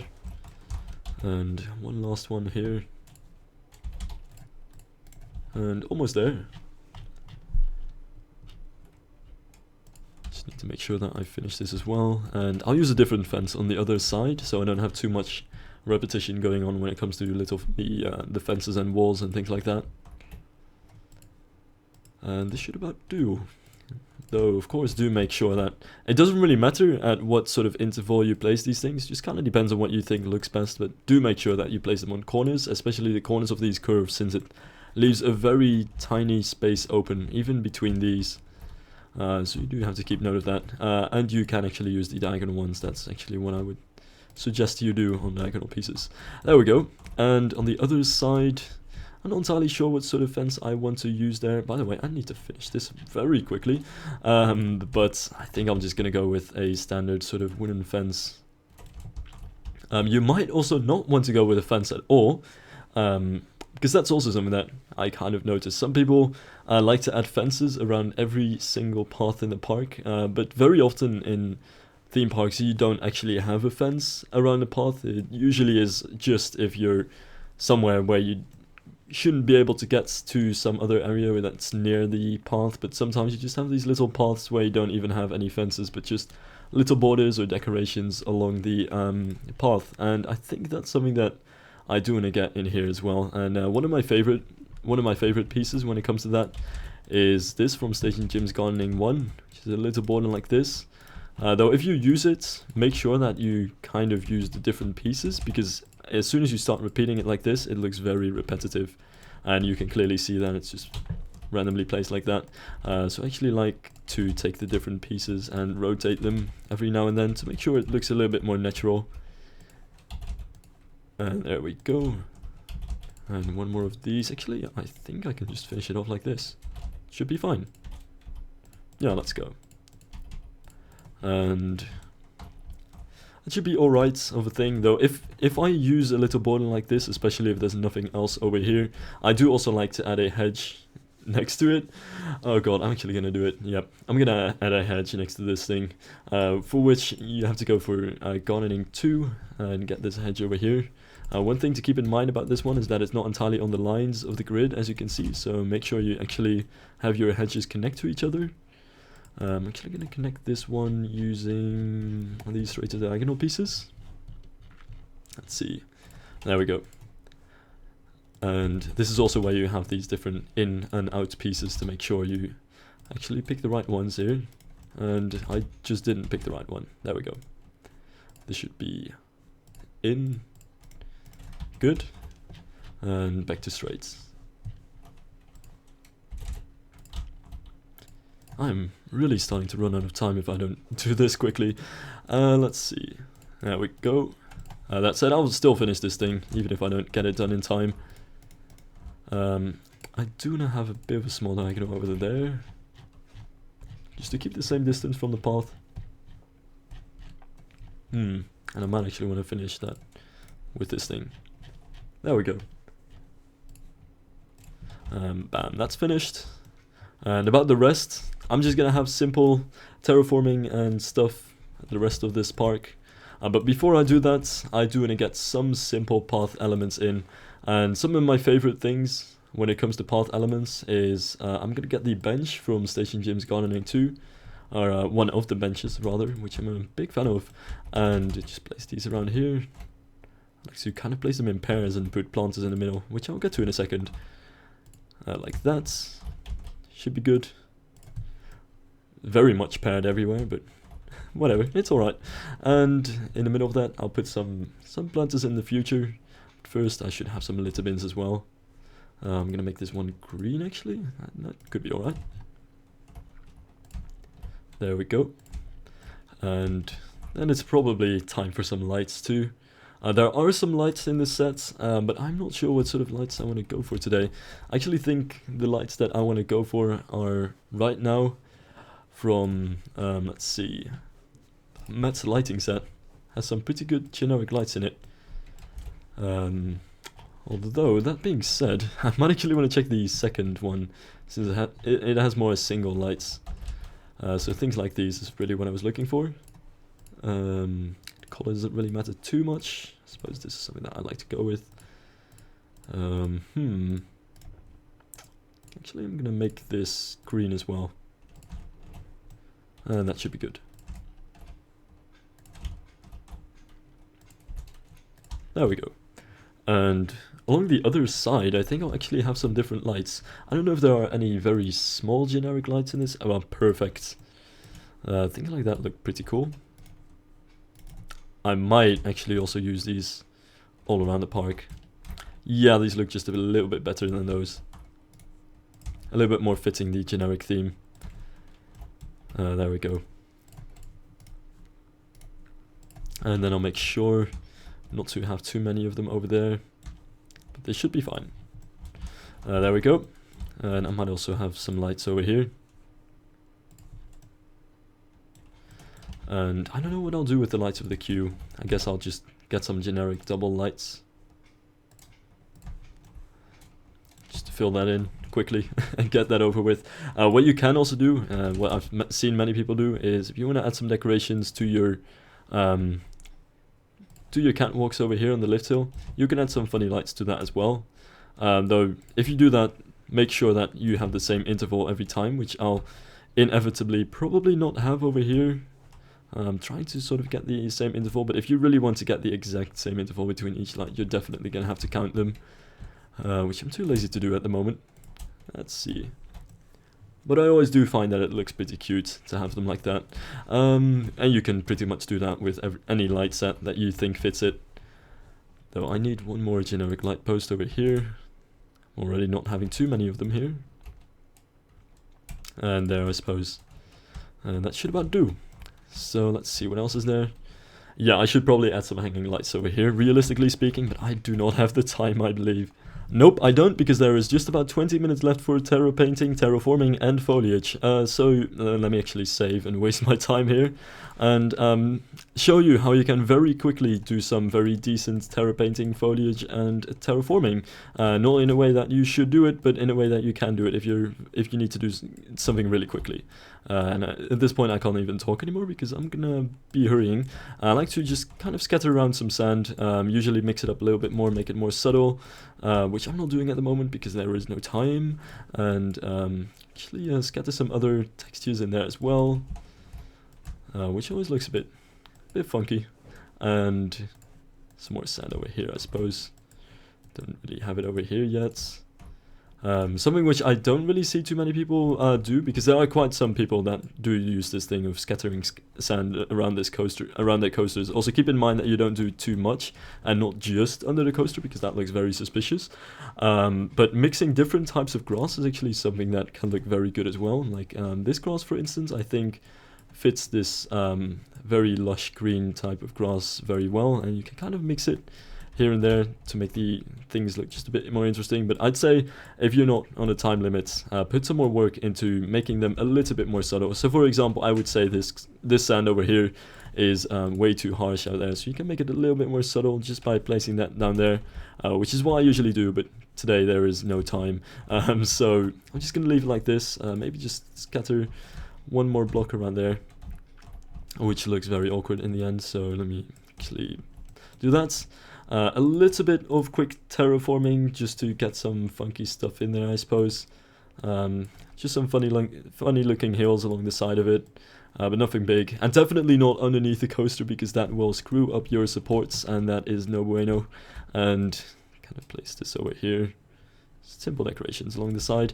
And what I'm actually going to do is very quickly, and hopefully I'm able to do that within my time span, go to Weber's Large Rocks, which is just called Large Rocks over here, because I have a feeling that this color rock will go very well with the current look of the coaster. I think looks good with the overall, actually everything. And just scatter a couple of those around in small clusters, by the way. Always keep your rock work in small clusters. I especially like to have some smaller rocks that are kind of clustered around the larger rocks, you know, kind of breaking down or falling apart in that sense. There is no way that I can really get into that today, but it's something fun to mess with. But for today I'm just really adding some simple rock groups around it just to make it look a little bit more interesting. So there is that. A couple more over here.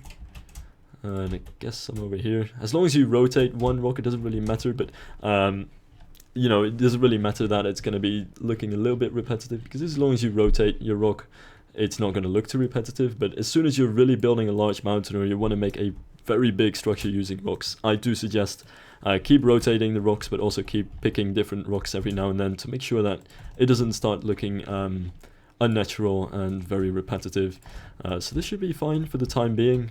Another next thing that I always like to do, and this has become a very infamous thing by now, is to get your tree line going, which is done by taking Old Spice's trees, or at least this is how I usually do it, and then get the hickory and lower it a little bit so it's a bit more like a bush, and then make sure you make one big line around the roller coaster. This way you can make a very dense looking forest. I've explained this a number of times. You can make a very dense looking forest without actually having to make a large forest behind this. Instead, you can just make one big line of trees using these things and make it look realistic and dense, whereas you can actually save a lot of time, but also memory of your computer by just making it one big wall of leaves. So just kind of work this around it.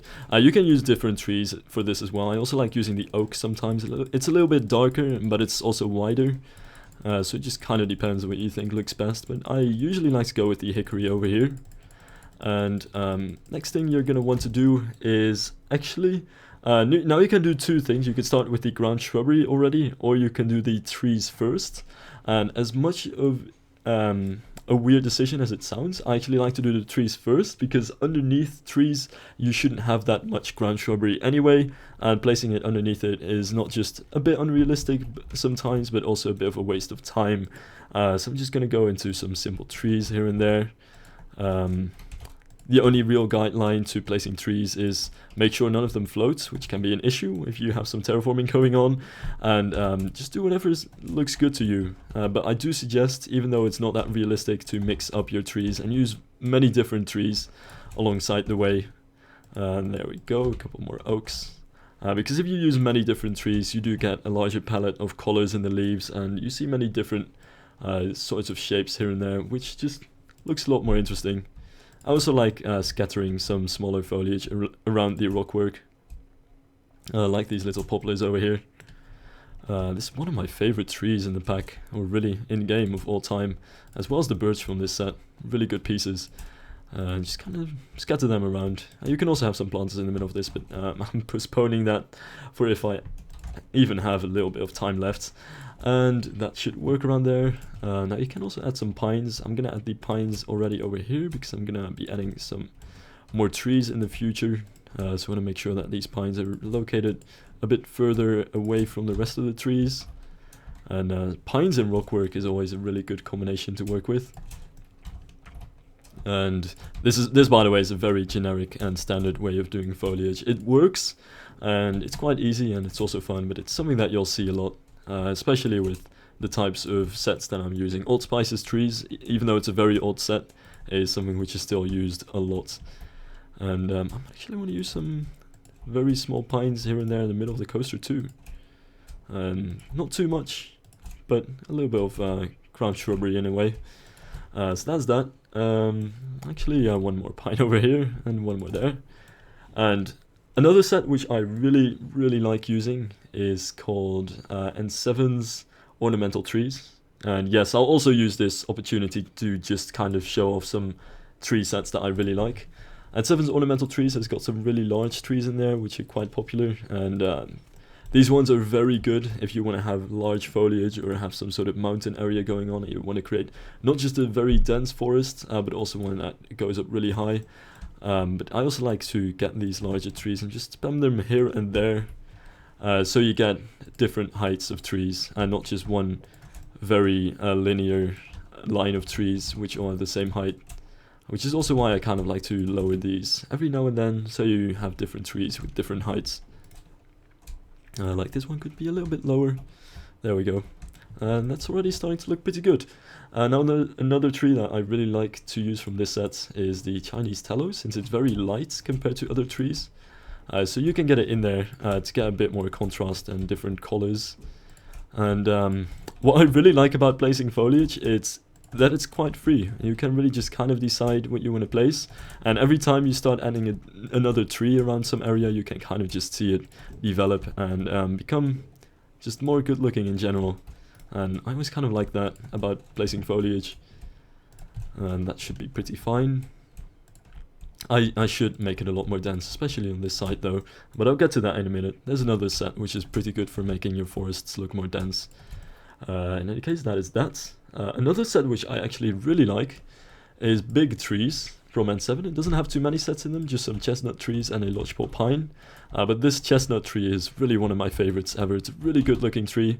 It does have a very high level of detail though, and the same goes for many of N7's trees. So especially if your PC is not that strong, do watch out with using these trees and don't start overusing these.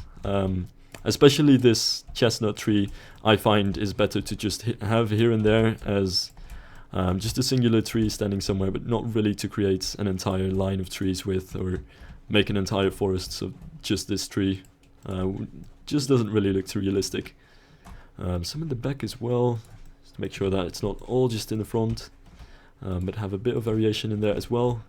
So that's pretty good, and perhaps you can also just add the horse chestnut, which is a pretty good tree as well. And you can see by adding different types of trees, you automatically get an array of different types of colors in the leaves, and that's really what starts making it so diverse, and yeah, it just looks so appealing, I suppose. And last but not least, we've got the gardening sets from StationJim, which are really popular sets. And one of the sets which I like most when it comes to trees is Gardening 2.5. It has a couple of them which are really good, like this sycamore, and I always like to use a lot. By the way, I'm already spamming way too many trees, probably.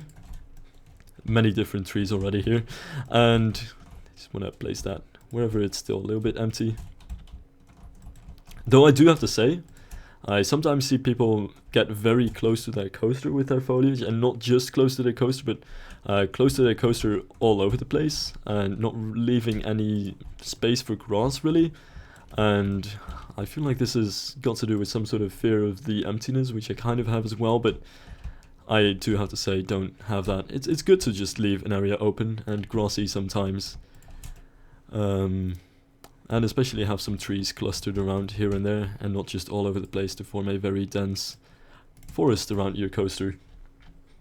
Now I can't really go too deep into the ground shrubbery part of things, especially since it's actually, I find, the most time-consuming part of doing foliage, of getting all the different shrubs and placing them everywhere and making sure that it's the way you want. But it's something that I'll quickly go into with what is arguably the most important set when it comes to ground shrubbery these days, and it's the almost infamous set of beach fence, which is called beach fence, but as you can see it has some beach grass in it. And even though this is beach grass, this is a very commonly used set. It's been noted, especially by N7, that it's a really good mixer of foliage. So basically what you kind of use this set for is to transition from the very dense forest foliage parts to the much lighter grass areas. Because as you can see right now, it's just a very sudden transition. Nothing is really going on, it's just trees, and suddenly there are no trees anymore. Whereas if you kind of take the grass and make it very rugged around the sides, and then make it much more sparse and small when you have these large fields of grass, you can really accentuate where the transition is happening from the foliage. And I kind of like just placing this grass all over the place anyway, since there isn't 3D grass in the game, which is a big shame. And this set is pretty much the next best thing to 3D grass, I suppose. I also kind of just like putting it down in patches here and there, just to make sure that the ground doesn't look too boring everywhere. But also make sure that not your entire floor is filled with just ground shrubbery. And this should be fine, especially around rockwork. Actually, I find that this grass looks very good. And then we'll mix it with the lower and smaller and more dispersed ones later on. But first I definitely want to get this in here. And one thing which I like to do last but not least, you can see that there are still quite some very open areas in the park still, is to just get some of these smaller trees, more narrow and light trees like a birch tree or a poplar, and get them into the smaller open areas that I still have left. So I can just fill this in for a bit first before I get to that. And I'll get the lush sparse ones to add a little bit of detail to the ground, but not too much. Don't want to make it look like a field of just ground shrubbery. It's looking alright, the way that it is already looking. There we go. And a bit over there. I also like adding some wildflowers here and there, and it's a pretty popular thing as well. But when you're adding flowers, especially to tree lines like this, be careful of adding too many flowers or very fancy flowers, since it's too far away from a path to really care for any type of gardener. So make sure that if you're adding flowers in types like this or underneath your coaster, that they are some type of flower which can grow in the wild, or at least look like they would be able to. So really some of these smaller flowers with not so bright colors, especially very small white flowers, I find work quite well. But really just the rest of it is filling it up with very small little shrubs and patches of grass. And you can see it really does help to make this coaster look more interesting. Though around here I definitely still need a lot more grass. Actually, let me just get the normal one, which has more of it. That should go a lot faster. I really just use the lush sparse ones, because if you just place these more dense patches, you can very easily see that they're patches in the form of a square. Whereas if you get these lush ones and place them around these square patches of grass, you can see more grass, little parts of the grass that kind of stick out more, and they start looking less squarey and more natural.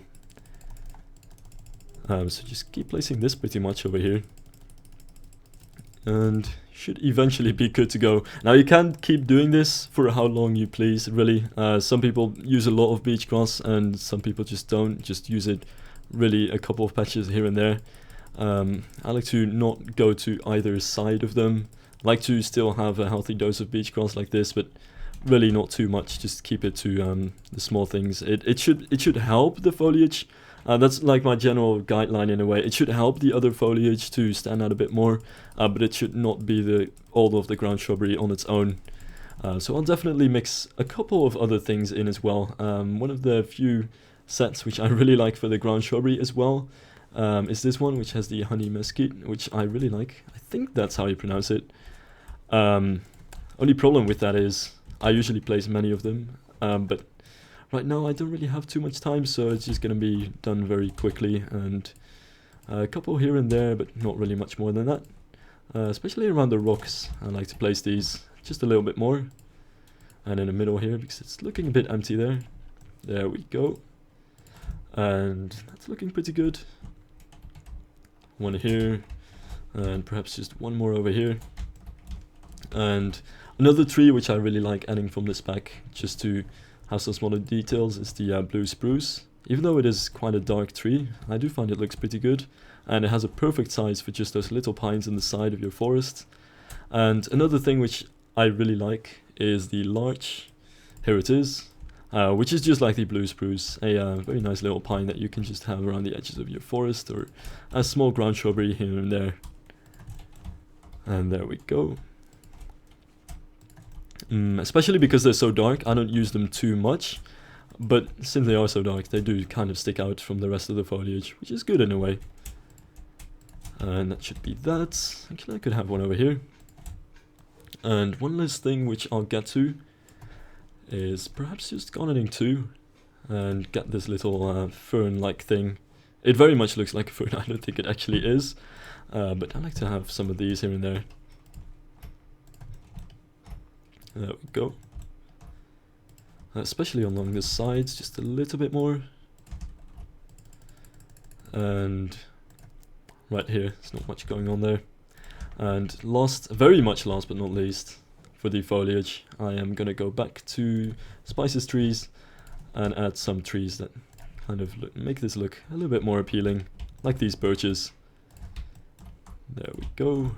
Is that floating? No, thank you. One over there.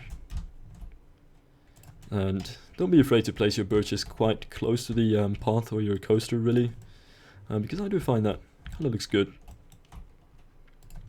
And this place over here actually looks good for a poplar, which is, the poplar is a great tree because you can place it pretty much anywhere since it's so small, but it doesn't really obstruct what's behind it. So you have some greenery without having to really obstruct the view of what's behind it. Let's get that in there as well. And that should be about it for a simple roller coaster. Now I do still have a couple of minutes left, just a couple of minutes, so let me actually go to a set which I also like to go to for some of those more wild flower patches and larger bushes, which is, oh god, I've lost it, ornamental shrubs from N7, and especially the Asian Moon, Honeycomb and Miss Pinky are really good to just kind of place on the side there to have some color in there. But the good thing about these shrubs is that they are quite large, so they do take in a lot of space, and they do look like they could grow in the wild. I'm pretty sure they do too, because this is basically the type of flower bush that you can place just along the side of your coaster, but I wouldn't start laying down flower beds with very small, very bright little flowers. But just about this should work. And one over here, maybe a couple more honeycombs here and there. And I like that. There we go. And that's looking, oh no, actually I can still add something in front of this thing. It's looking too boring so far. There we go. And, oh, another one. Screw it. And an Asian moon. Looks good too. And, oh, one more tree over here I think would fit pretty well. Let's just get this thing in here. It's close to the path anyway. Should be able to get there. And one more thing. Paper birch, would that be fun? Ah, that's pretty good. I can add a couple of those too. Let's see. This is sometimes just how I do my foliage. Go through trees and see if you kind of like it and can do something with it. Place it and move on to the next tree. There we go. And that's it. It's been 2 hours, and this coaster is just about finished.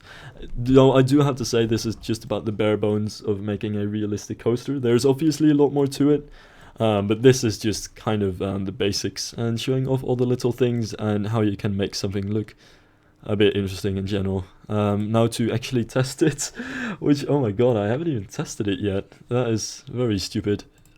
It should not have flying coaster cars. Just to stand up. I'll just do that quickly. By the way, when it comes to how many cars you want to have on a train on a B&M coaster, it goes anywhere from 6 to 8. I usually have about 7 or 8, especially with a stand-up coaster. I like to have 7 since they have quite small cars. And let's see, it's looking not too bad, I suppose. But I can also kind of point out the faults of this ride so far, which is definitely also got to do with how quickly it was built. But you can see the fields of green behind this, which I'm not too big of a fan of. So I usually make the forest go on for quite a while, so you just see the forest around here. It could use a little bit more detail underneath it, like little plants, very small shrubs here and there, which I'll show in a second what you can use for that. But in general, it's sort of got it down. Oh, and it definitely needs the retexture as well. But the speed is actually pretty good. Yeah, I can't really complain about it. And it would probably work as a B&M stand-up coaster. Especially B&M stand-up coasters tend to have a lot of these twisty parts and helixes. And the thing about helixes is, I like having helixes in coasters, and you do often have them.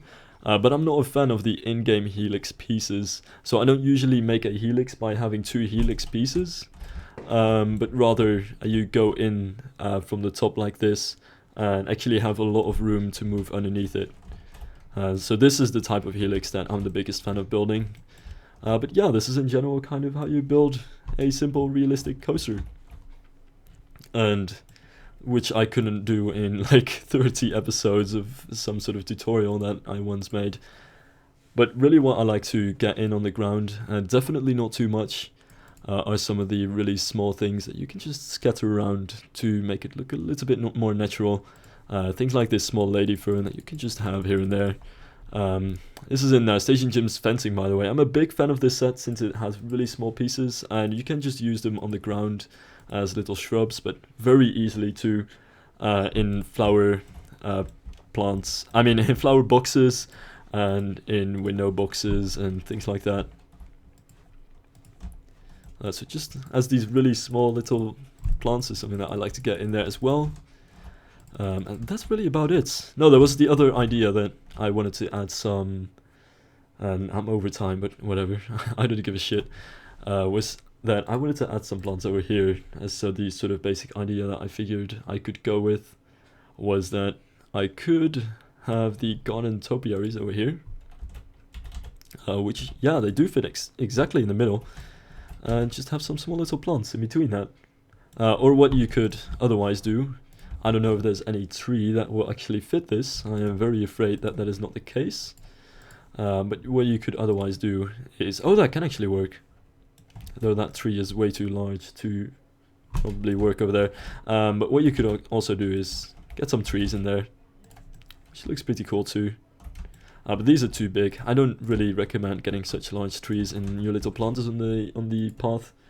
Usually go for smaller trees like the paper birch. Actually, that's in the same set. It's gardening 2 too. The paper birch is somewhere in here, I think. Or was it? Yeah, there it goes. This paper birch is actually pretty good for planter use. And for the planters itself, one of my favorites is actually in walls in StationJim's gardening. The gardening sets can be used for a lot of things. They're very crucial sets. Let's see, where's that planter down at? I thought it was somewhere. Yeah, there we go. You've got a couple of planters in this set, and I'm a really big fan of pretty much all of them. And this would be a little addition that I figured is good to add over here as well. And another thing is, right now I don't have any border between the path and between the sidewalk and the path itself. So what I would usually do is get one of these wall sets, maybe concrete, doesn't really matter what sort of texture you go with, and place just a very small curb in between here to kind of show that this is the sidewalk over here. Looks just a little bit better than a weird glitchy shadow. But yeah, otherwise there is not too much to comment on. Just that it's a very generic standard roller coaster, but that's pretty much what I went for. So hopefully you guys learned something out of this. Or